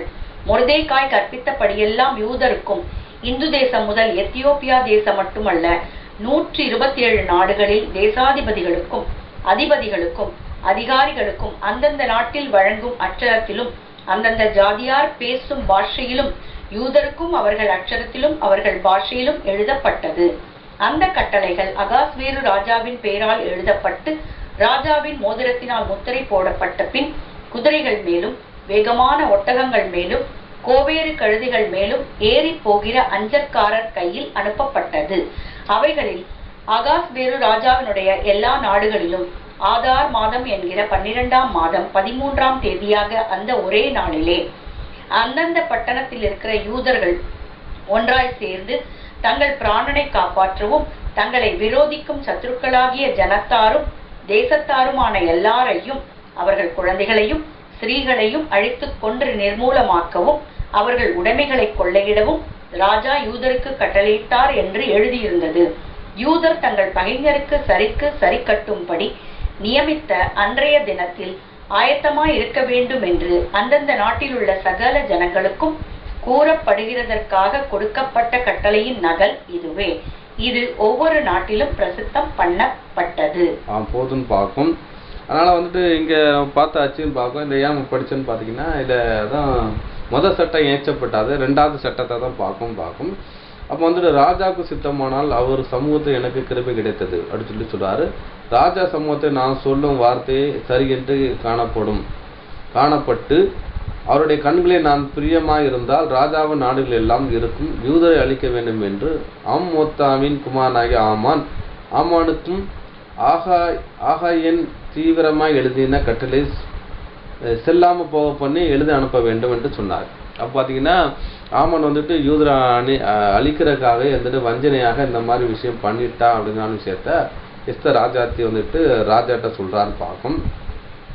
அப்படி சொல்றான்னு பார்க்கும். அப்படின்னு சொல்றாரு, என் ஜனத்தின் மேல் வரும் பொல்லாப்பை நான் எப்படி பார்க்கக்கூடும், என் குலத்துக்கு வரும் அழிவை நான் எப்படி சகிக்கக்கூடும் என்றால், அப்பொழுது அகாஸ்வேர் ராஜாத்தியாக எஸ்தரையும் யூதனாகிய முர்தகாயை நோக்கி, இதோ ஆமான் வீட்டையும் எஸ்தருக்கு கொடுத்தேன் என்றது. அப்போ வந்து ஆமான் இதை வந்து எஸ்தருக்கு கொடுத்தேன் அப்படின்னு அவருக்கு ராஜாவுக்கு அடுத்த ஸ்தானத்துல தான் ஆமான் இருந்தான். அந்த விஷயத்த யார்கிட்ட எஸ்தருக்கு கொடுத்துட்டான்னு பார்க்கும். அப்போ எஸ்தருக்கு கொடுத்தேன், அவன் யூதர் மேல் தன் கையை போட எத்தனித்தபடினால் அவனை மரத்தில் தூக்கி போட்டார்கள். அப்போ வந்து அவன் வந்துட்டு ஒரு தப்பான ஒரு விஷயம் பண்ணனால என்ன பண்ணுறான்னு பார்த்தீங்கன்னா அவரை தூக்கில போட்டான்னு பார்க்கும். நீங்களே இந்த எஸ்தர் புத்தகத்தில் படிச்சிருப்பீங்கன்னு பார்க்கும் அதோட சம்பவங்களை. அதனால ஷார்ட் அவங்களுக்கு சொல்லி முடிக்கன்னு பார்ப்போம். இப்பொழுது உங்களுக்கு இஷ்டமானபடி நீங்கள் ராஜாவின் நாமத்தினால் யூதருக்காக எழுதி ராஜாவின் மோதிரத்தினால் முத்திரை போடுங்கள். ராஜாவின் பெயரால் எழுதப்பட்ட ராஜாவின் மோதிரத்தினால் முத்திரை போடப்பட்டதையும் சொல் போகா பண்ணும்படி ஒருவனால் கூடாது என்றார். வந்து ஏற்கனவே வந்துட்டு ராஜா வந்து கட்டளையிட்டிருக்காரு. அதை வந்துட்டு நினைச்சாரு, ராஜாவின் மோதிரத்தினால் முத்திரை போடப்பட்டதை சொற்போக பண்ண ஒருவனால் கூடாது என்றார். அப்போ வந்துட்டு ஏற்கனவே எழுதுனதான், அதாவது ராஜாக்கள் வந்து ஒரு விஷயத்தை எழுதினதை தீர்ப்பை வந்துக்கிட்டு மாற்றி எழுத முடியாதுன்னு பார்க்கணும். சொற்போக முடியாது அப்படிங்கிற விஷயத்த அவர் சொல்றான்னு பார்க்கும். மாற்றி எழுத முடியாதுங்கிற விஷயத்த அவர் சொல்றான்னு பார்க்கும். அதான் இங்கே சொல்லப்படுதுன்னு பார்க்கும். அதுக்கப்புறம் வந்துட்டு என்ன சொல்றாருன்னா, அப்போ சட்டம் நினைச்சது மாற்றி எங்கே எழுதப்படுதுன்னு பார்க்கும். இப்போ வந்துட்டு எஸ்தர் வந்துட்டு 8ஆம் அதிகாரம் 8ஆம் வசனத்தை திருவிழியத்தில் படிக்கிறோம் பார்க்கலாம். அங்கே என்ன பண்ணுறோம் பார்த்தீங்கன்னா 8ஆம் அதிகாரத்தில், இப்பொழுது அரசனானது அதிகாரத்தின்படி இன்னொரு கட்டளையை எழுதுங்கள். யூதருக்கு உதவ எது சிறப்பான வழியாய் தோன்றுகிறதோ அப்படி எழுதி அந்த கட்டளையை அரசனானது சிறப்பு மோதிரத்தினால் முத்திரையிட்டு அரசனானது அதிகாரத்துடன் எழுதப்பட்டு அவரது சிறப்பு மோதிரம் முத்திரை பொறிக்கப்பட்ட எந்த கடிதமும் ரத்து செய்யக்கூடாது என்றான். அப்போ பார்த்தீங்கன்னா அவர் சொல்லிட்டாரு, ஏற்கனவே எழுதின வந்துட்டு அந்த விஷயத்தை ரத்து செய்ய முடியாது. ஆனால் வந்துட்டு கட்டளை என்ன பண்ணலாம் பார்த்தீங்கன்னா அங்கே வந்துட்டு அதனால் திருத்தம் செய்யலாம் அப்படின்னு சொல்லி பார்க்குறோம். ஏன்னா திருத்தம் செய்யலாம்னா அதுக்கு ஆப்போசிட் பண்ணி என்ன பண்ணலாம் பார்த்தீங்கன்னா செய்யலாம்னு விஷயத்த சொல்கிறான்னு பார்க்கும். இந்த ஆப்போசிட் பண்ணால் அது என்ன பண்ணுறோன்னு பார்த்தீங்கன்னா, ஏற்கனவே வந்துட்டு ஒரு சட்டத்தை என்ன பண்ணா பார்த்தீங்கன்னா அங்கே எழுதி கொடுத்தான்னு பார்க்கும். யூதரை அழிக்கையாக வந்து எழுதி கொடுத்துருக்கான்னு பார்க்கும். அதுக்கப்புறம் என்ன எழுதிட்டு போட்டிருக்கு பார்த்தீங்கன்னா, சீவான் மாதம் என்னும் 3ஆம் மாதத்தை அவர் என்ன சொல்றாரு, 23வது அக்காலத்தில் தானே ராஜா சம்பிரதிகளை அழைக்கப்பட்டார். மொர்தெகாய் கற்பித்தபடிலாம் யூதரும் இந்து தேசத்து முதல் எத்தியோப்பியா தேசத்து மட்டுமல்ல 127 நாடுகளில் சேனாதிபதிகளுக்கும் அதிபதிகளுக்கும் அதிகாரிகளுக்கும் அந்தந்த நாட்டின் வழக்கத்தின் அச்சிரத்திலும் அந்தந்த ஜாதியை பேசும் பாஷைகளிலும் யூதருக்கும் அவர்களுக்கு அச்சிரத்தில் அவருக்கு பாஷையை எழுத அனுப்பிட்டார்ன்றது. ஏன்னா அங்கே வந்துட்டு என்ன பண்ணுறாருன்னா, அகஸ்வேர் ராஜாவுடைய தலைமையில் அங்கங்கே பிரதிநிதிகள் வச்சுருக்காங்க. அவங்களுக்கு என்ன பண்ணுறதுன்னா ஒரு கட்டளையை கொடுக்கப்பட்டிருக்குன்னு பார்க்கும். அது என்னன்னு பார்த்தீங்கன்னா, அந்த கட்டளைகள் அகாஸ்வேர் ராஜா பெயரால் எழுதப்பட்டு ராஜாவின் மோதிரத்தினால் முத்திரை போட்டப்பட்ட பின்பு குதிரை மேலும் வேகமான ஒட்டகத்து மேலும் கோவேறு கழுதின் மேலும் ஏறி போகிற அஞ்சலுக்கார் கையில் அனுப்பப்பட்டது. ஒரு கட்டளை என்ன எழுதி கொடுக்கப்பட்டதுன்னு சொல்லி இருக்கு. அது என்னங்கிறான விஷயத்தை பின்னாடி நம்ம படிக்க போறோம். அது என்னன்னு பார்த்தீங்கன்னா, அவங்க என்ன சொல்றாங்க, அவைகளில் அகஸ்வேர் ராஜாவினுடைய எல்லா நாடுகளுக்கும் ஆதார் மாதம் என்கிற 12ஆம் மாதத்திலே 13ஆம் தேதியிலே அந்த ஒரே நாளிலே அந்த பட்டணத்தில் இருக்கிற யூதர்கள் ஒன்றாய் சேர்ந்து தங்கள் பிராணனை காப்பாற்றவும் தங்கள் விரோதிகளும் சத்துருவாகிய ஜனத்தாரும் தேசத்துமான எல்லாரையும் அவர்களுடைய குழந்தைகளையும் ஸ்திரீகளையும் அழித்து கொன்று நிர்மூலமாக்கவும் அவர்களுடைய உடம்பிலே கொள்ளையிடவும் ராஜா யூதருக்கு கட்டளையிட்டிருந்தார் என்று எழுதியிருந்தது. யூதர்கள் தங்கள் பகைஞரை சரிகட்டும்படி நியமித்த அன்றைய தினத்தில் ஆயத்தமாக இருக்க வேண்டும் என்று அந்த நாட்டில் உள்ள சகல ஜனங்களுக்கும் கூறப்பட்டிருக்காக கொடுக்கப்பட்ட கட்டளையின் நகல் இதுவே. அது ஒவ்வொரு நாட்டிலும் பிரசித்தம் பண்ணப்பட்டது என்றது. அப்போ பார்த்தீங்கன்னா சொல்லப்பட்டிருக்கும் பார்க்க. அப்போ என்ன பண்ணுறோம் பார்த்தீங்கன்னா, அதே மாதிரி ஏற்கனவே ஒரு சட்டம் ஏற்றிட்டாங்க. அந்த ஏற்றப்பட்ட சட்டத்தை அவங்க நிறைவேற்ற ஆகுன்னு பார்க்கும். அவங்க ஆமான் அந்த விஷயம் பண்ணியிருக்காங்க பார்க்க. அதனால நினைச்சாங்க, யூதர் அழிக்க வர்ற ஜனங்களை நீங்கள் அழிச்சிருங்க, கொன்று போட்டுருங்க, அனுப்பிச்சது அவங்க உடம்பெல்லாம் கொள்ளையடிச்சு நீங்கள் எடுத்துக்கிறீங்கிறான ஒரு சட்டம் பிறப்பிச்சிட்டான்னு பார்க்கும்.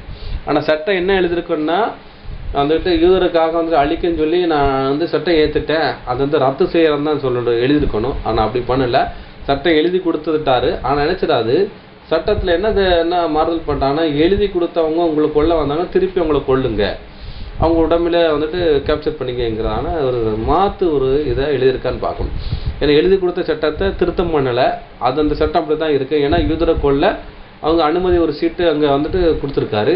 இப்போ யூதர்கிட்ட என்ன கொடுத்துருக்கான்னு பார்த்தீங்கன்னா, உங்களை கொல்ல வர்றவனா நீங்கள் அழிக்க அப்படிங்கிறான ஒரு சட்டமும் அவங்களுக்கு கொடுக்கப்பட்டதுன்னு பார்க்கும்.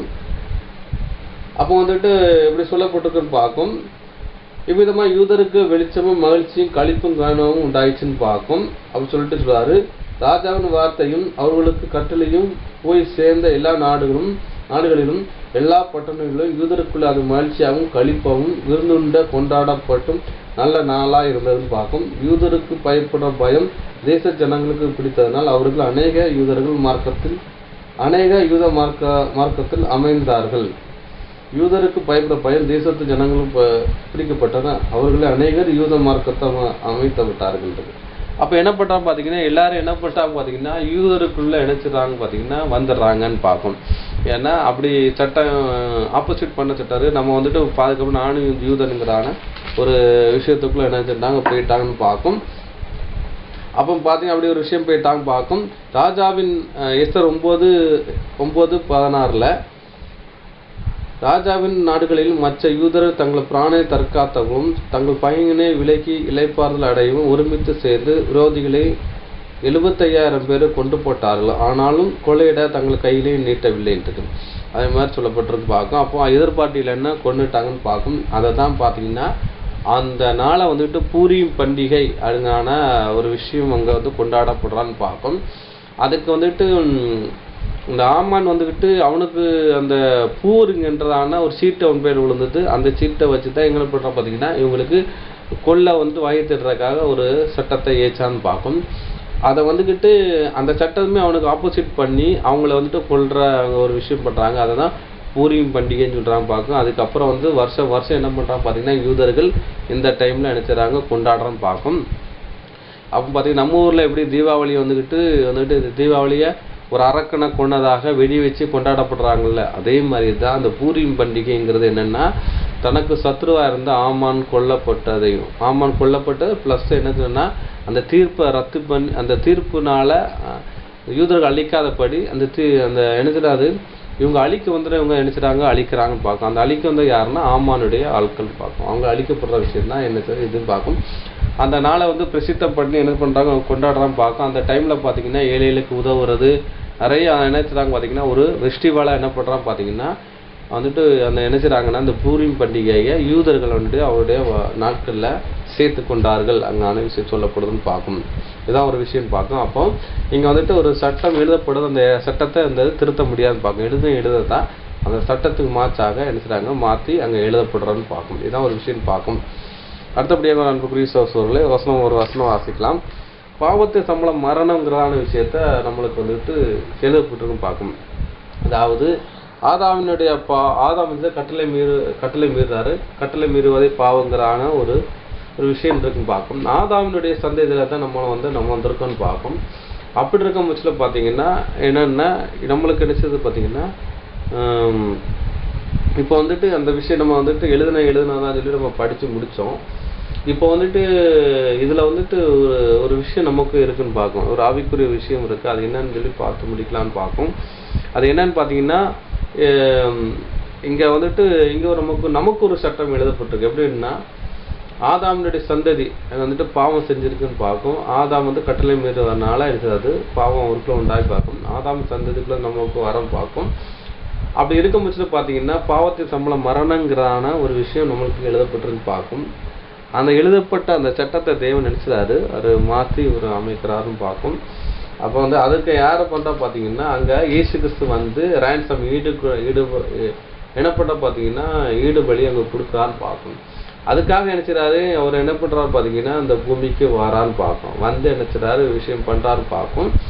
அப்போ வந்துட்டு என்ன பண்ணுறாருன்னா, அவர் வந்துட்டு அங்கே அனுப்பப்படுறதுனால அவர் எதிர்க்கவும் இல்லை பின்வாங்கவும் இல்லைன்னு இருக்காரு. எப்படி வந்துக்கிட்டு ராஜாவை என்ன பண்ணுறாரு, ராஜாவை எப்படின்னா, ராஜாவுக்கு வந்துட்டு என்ன பண்ணுறாங்கன்னா, நம்ம நீதிமன்ற ஒரு விஷயம் படித்தோம். என்ன படித்தோம் பார்த்தீங்கன்னா, எதுக்கும் பின்னடையாதது அப்படின்னா என்னது, போர் குதிரை வெள்ளாடு ராஜா, அதாவது அது பின்னடையாதுன்னு பார்க்கும். அதாவது பின்னடைகிற விஷயம் பார்க்கும். அதுக்கப்புறம் எதுக்குறதுன்னா, அதுக்கப்புறம் வந்து சட்டத்தை மறுக்கிற விஷயம் பார்க்கும். இந்த விஷயம் எது பண்ணலை அவங்க பார்க்கும். அப்போ தேவன் இயேசு கிறிஸ்து வந்துட்டு நமக்கு ரேன்சம் கொடுத்து என்ன பண்ணுற பார்த்தீங்கன்னா நமக்கு இந்த விஷயம் பண்ணுறான்னு பார்க்கும். அதை கூட நம்ம படிக்கலாம். கொலோசியர் 2ஆம் அதிகாரம் 13ஆம் வசனம். கொலோசியருக்கு எழுதின நிருபம் அதிகாரம் 2 வசனம் 13.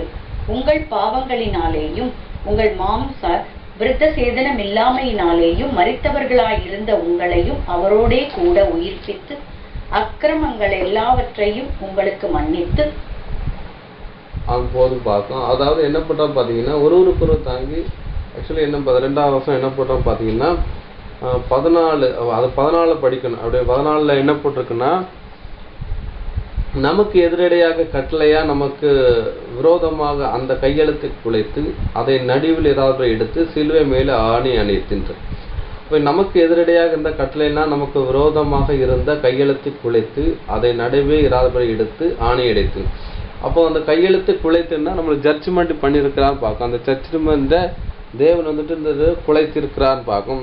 அதை குலைத்து அதுக்கப்புறம் பார்த்தீங்கன்னா துறைத்தனங்களும் அதிகாரங்களை உரிந்து கொண்டு வெளியேறமாக்கி கோலமாக்கி அவைகள் மேல் சிலுவை மேல் வச்சு சிறந்தார் அதுக்கான விஷயம் சொல்லிட்டு அவர் சொல்றாரு. இதான் விஷயம் பார்க்கும். அப்போ வந்துட்டு 13ஆவது என்ன சொல்ல பார்த்தீங்கன்னா, உங்களை பாவங்கள்னாலே உங்கள் மாம்சத்தினாலே விருத்த சேதனம் இல்லாமனாலே மரித்த இருந்த உங்களை அவர்கள் கூட உயிர்ப்பித்து அக்கிரமக்காரர் எல்லாவற்றுக்காக உங்களுக்காக மன்னித்து இருக்கு.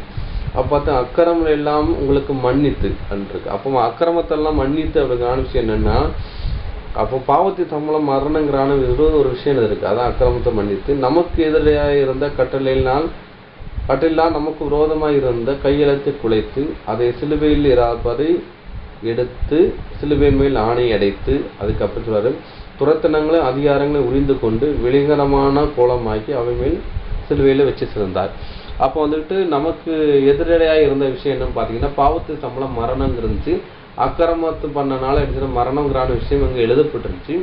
அதை நினைச்சிடா பார்த்தீங்கன்னா, அந்த சட்டத்தை மாத்திரக்கா என்னப்பட்டா பார்த்தீங்கன்னா இங்கே நினைச்சிடாரு அந்த ரேன்சம், அதாவது நமக்கு வர்ற தண்டனையை அவர் என்ன ஏற்றுக்கொண்டான்னு பார்க்கணும். அங்கே என்ன பண்ண பார்த்தீங்கன்னா, அந்த ஜனங்களை அழிக்க வந்தவங்களை அவங்க நினைச்சிட்டாங்க திருப்பி அழித்தாங்கன்னு பார்க்கணும். அதே மாதிரி நமக்கு வந்த பாவத்தை சம்பளம் மரணங்கிறதான அந்த தண்டனைய மரணத்தை அவர் ஏற்றுக்கொண்டு அவர் நினைச்சிடாது மறித்து உயிர்த்தெழுறான்னு பார்க்கணும். அப்போ அந்த உயிர்ப்பை நமக்கு என்ன பண்ண பார்த்தோன்னா, அவர் என்ன பண்ணுறாருன்னா சபைக்கு அவர் நினைச்சத கொடுக்கான்னு பார்க்கும். மனு குலத்துக்கு ஒரு உயிர்ப்புங்கிறதான ஒரு விஷயத்தை அவர் கொடுக்கான்னு பார்க்கும். இயேசு கிறிஸ்துவின் ஈடுபலியை குறித்து தீர்க்க தரிசனம் எழுத போச்சு பார்த்தீங்கன்னா, அங்கே சொல்லப்பட்டிருக்கு எஸ்ஐயா 50ஆம் அதிகாரம் 5ஆம் வசனத்தில், கர்த்தராகிய ஆண்டவர் என் செவியை திறந்தார், நான் எதிர்க்கவும் இல்லை பின்வாங்கவும் இல்லை. அப்போ பிதாவாகி தேவன் நினைச்சாரு இந்த பூமிக்கு அனுப்ப அவர் சித்தமாக இருக்க முடிச்சு. அவர் சொல்கிறாரு, இதான் நான் நினைச்சிடறேன் புஸ்தகத்தில் என்னை குறித்து எழுதியிருக்கேன், நான் நினைச்சிடறேன் போகிறேன் எனக்கு அமைச்ச சொல்கிறாரு. நான் எதிர்க்கவும் இல்லை பின்வாங்கவும் இல்லை. அடிக்கிறவருக்கு என் முதுகவையும் தாடையும் மயிரை பிடிங்கிறவர்களுக்கு என் தாடையும் ஒப்பு கொடுத்தேன். அவமானத்துக்கு உமிழ்நீருக்கு என் முகத்தையும் மறைக்கவில்லை. அதான விஷயம் சொல்கிறான்னு பார்க்கும்.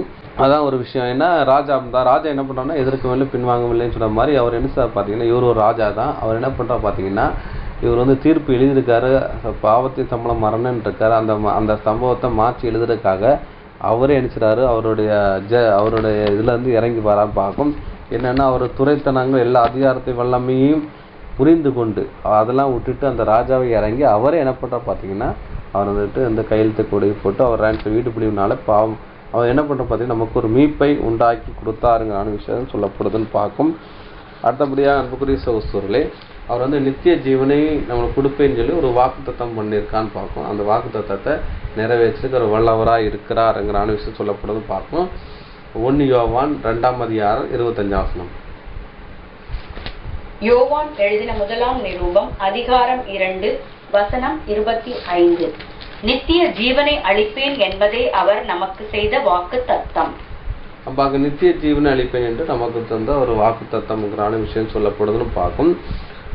அதுக்கப்புறம் பார்த்தீங்கன்னா அவர் நினைச்சிறது மனம் மாற அவர் மனுபுத்திரம் நல்லன்னு இருக்காரு. அவர் நினைச்சிறாரு அந்த நித்திய ஜீவனை அவர் கொடுப்பேங்கிறான விஷயத்த சொல்றான் பார்க்கும். எண்ணாகமம் 23:19. எண்ணாகமம் அதிகாரம் 23 வசனம் 19. பொய் சொல்ல தேவன் ஒரு மனிதன் அல்ல, மனம் மாற அவர் ஒரு மனுபுத்திரனும் அல்ல. அவர் சொல்லியும் செய்யாதிருப்பாரா? அவர் வசனித்தும் நிறைவேற்றாதிருப்பாரா? பார்த்தீங்கன்னா அவர் பொய் சொல்ல அவர் எடுக்கிறது மனுஷனும் இல்லை. அதை என்ன பண்ண பார்த்தீங்கன்னா அவர் சொல்லியும் செய்யாமல் இருப்பாரோ அப்படிங்கிற விஷயத்த அவர் சொல்கிறாருன்னு பார்க்கும். அதான் சொல்லப்பட்டு பார்க்கும். பொய் சொல்ல ஒரு மனிதனும் அல்ல, மனம் மாற மனப்பத்திரம் இல்லை. மனுஷன் தான் பொய் சொல்லுவான், அவன் தான் மனம் மாறுவான்னு பார்க்கும். ஆனால் பார்த்தீங்கன்னா அப்படிப்பட்ட ஒரு மனுஷன் கூட தீர்ப்பை கரெக்டாக எழுதுறான்னு பார்க்கும். மனுஷன் எதில் தான் வந்துருக்கு பாருங்க, ராஜா எதில் தான் வரான்னு பார்த்தீங்கன்னா மனுஷன் ஜாதியிலேருந்து ராஜா வர. அவங்க கூட நினச்சிட்டா மாறலை. அப்படியே மாறினாலும் என்ன பண்ணுறா பார்த்தீங்கன்னா அவர் என்ன சொல்றாரு, அவர் மாறாதவன் இருக்காரு. அவர் வந்துட்டு சொல்லியும் செய்யாதிருப்பாரோ, அவர் வசனித்து நிறைவேற்றாதிருப்பாரோ அப்படின்னு நினச்சி சொல்றாரு பார்க்கும். அப்போ என்ன வசனிச்சக்கா பார்த்தீங்கன்னா அவர் என்னன்னா நித்திய ஜீவனை கொடுப்பேன் என்று ஒரு வாக்குத்தத்தம் கொடுத்துருக்கான்னு பார்க்கணும்.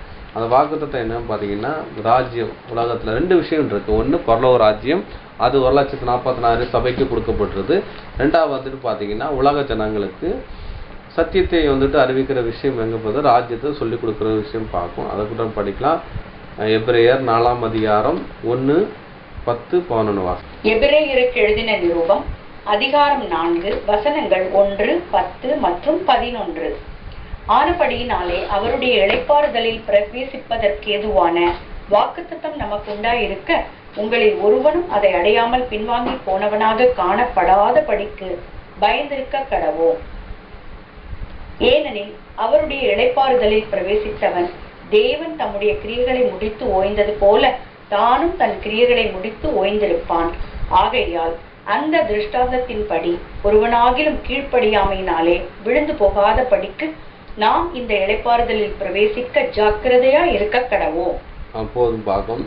அந்த இளைப்பாறுதல் எதையும் அடையாளப்படுத்த நம்ம அநேக பாடங்களை இந்த வசனங்கள் அநேக படிச்சிருப்போம். இது வந்துட்டு அது வந்துட்டு இந்த ராஜ்யத்தை குறிக்கிற விஷயமா இருக்கும் பார்க்கும். ஆனால் அப்படின்னா அவருடைய இளைப்பாறுதலை பிரவேசிக்கிற நாம் வாக்குத்தத்தம் உண்டாயிருக்கிற அப்படின்னா உங்களின் ஒருவரும் அடையாதபடி பின்வாங்காதபடி காணாதபடி பயந்திருக்க கிடைக்கும். வாக்குத்தத்தம் நித்திய ஜீவன் பார்க்கும். ஒன்று நித்திய ஜீவன், நித்திய ஜீவனை முடிவில்லா உலகம்னு பார்க்க அது பரலோக அழைப்பு 1,40,000 பேர். 2வது ஒரு வாய்ப்பு உலக ஜனங்களுக்கு கொடுக்குது. 1000 வருட அரசாட்சியில் அவங்களுக்கு ஒரு வாய்ப்பு கொடுக்குது. 1000 வருடம் வரை அவங்க பரிசுத்தமான ஒரு வாழ்க்கை வாழ்ந்தால் நித்திய ராஜ்யத்தில் அவங்க சுதந்திரத்துக் கொள்வாங்கன்னு பார்க்கும். அதான் விஷயம் பார்க்கும். அது எங்கே இருக்குன்னு பார்த்தீங்கன்னா 7வது நாள் அங்கிறான விஷயத்தை சொல்லியிருப்பாருன்னு பார்க்கும். மேலும் தேவன் தம்முடைய கிரியைகளை எல்லாம் முடித்து 7ஆம் நாளில் ஓய்ந்திருந்தார் என்று 7ஆம் நாளை குறித்து சொல்லியிருக்கிறாரே. அந்த 7ஆம் நாள் தான் என்ன பண்ணுது ராஜ்யம் பார்க்கும். 7,000 வருஷம் ராஜ்யத்தை குறிக்கும் பார்க்கும். அதில் வந்து நம்ம வந்துட்டு இந்த இளைப்பாறுதலுக்கு போகணுங்கிறான விஷயத்த சொல்கிறான்னு பார்க்கும். ஆகிய அந்த திருஷ்டாங்கத்தின்படி ஒருவனாயில் கீழ்ப்படியாமல் நாளை விழுந்து போகாதபடி நாம் அந்த இளைப்பாறுதல் பிரவேசிக்க வேண்டிய ஜாக்கிரதையாக இருப்போம். இப்போ ராஜ்யத்துக்கு நம்ம எப்படி வரோம் பார்த்தீங்கன்னா ஆளுகை செய்கிற விஷயமா நம்ம வந்து அங்கே வர்றோம். அதான் ஒரு விஷயம் சொல்லப்படுது பார்க்கும். அதுக்கு ஒரு வருஷம் படிக்கலாம். எபிரேயர் 10ஆம் அதிகாரம் 37, 38 வாசிக்கலாம். எபிரேயருக்கு எழுதின நிருபம் அதிகாரம் 10 வசனங்கள் 37 மற்றும் 38. வருகிறவர் இன்னும் கொஞ்ச காலத்தில் வருவார், தாமதம் பண்ணார். விசுவாசத்தினாலே நீதிமான் பிழைப்பான். பின்வாங்கி போவானானால் அவன் மேல் என் ஆத்துமா பிரியமா இராது என்கிறார். வருகிறவர் இன்னும் கொஞ்ச காலத்து வருவார், தாமதம் பண்ணார், விசுவாசத்தான் நீதிமான் பிழைப்பான், பின்வாங்கி போனா என் ஆத்மா பிரியமா இராது. அப்போ இயேசு கிறிஸ்துனுடைய 2ஆம் வருகை வர்றதுக்கு முன்னாடி நம்ம ஒரு பரிசுத்தமான ஒரு வாழ்க்கை வாழ்ந்தா நம்ம எங்கே போவோம் பார்த்தீங்கன்னா அவர் ராஜ்யத்தை சுதந்திரித்துக் கொள்வோம்ங்கிற விஷயம் சொல்லப்படும் பார்க்கும். தீங்கு நாளுக்கு முன்னே நீதிமான் எடுத்துக்கொள்கிற ஒரு விஷயத்தை இதை அடையாளப்படுத்துறதுங்கிற விஷயத்தை சொல்லப்படும் பார்க்கணும். அதனால் அன்புக்குரிய சகோதரர்களே, இன்றைக்கி என்ன படம் பார்த்தீங்கன்னா பிளாத்து நம்ம ஆண்டவராகிய இயேசு கிறிஸ்துக்கு வந்துட்டு ஒரு சிலுவை மரணங்கிறதான ஒரு தண்டனை வந்துட்டு யூதரால் கொடுக்கப்பட்டது. அதாவது ஆசாரியர்களால் வந்து எழுதப்பட்ட விஷயம் பார்க்கும் கொடுக்கப்பட்டது. அதை வந்துட்டு பிளாத்து நிறைவேற்றலான்னு பார்க்கும். பிளாத்து எவ்வளோ விடுதலையாகிறதுக்கு ஒரு ரொம்ப விஷயம் பிரயாசப்படாத முடியாமல் போகுது. தேவனால் வந்துக்கிட்டு நியமிக்கப்படி இயேசு கிறிஸ்து சிலுவையில் தான் மறிக்கணுங்கிறதான தேவ செயலாக இருக்கிறதுனாலும் அந்த சிலுவையின் மரணத்தினால் நமக்கு வந்து ரேன்சம் மீட்பு உண்டாகிறதுனால அந்த காரியங்கள் இருந்துச்சுன்னு பார்க்கும். அப்போ என்ன பண்ணுறா பார்த்தீங்கன்னா யூதருக்கு ராஜா என்று அந்த எழுதியிருக்கான்னு பார்க்கும். இங்கே இவர் எழுதிட்டான்னு பார்க்கும். ஆனால் வந்துட்டு தான் சொன்னதாக எழுதுங்க அப்படின்னு சொல்லி மாற்றி எடுத்துறாரு.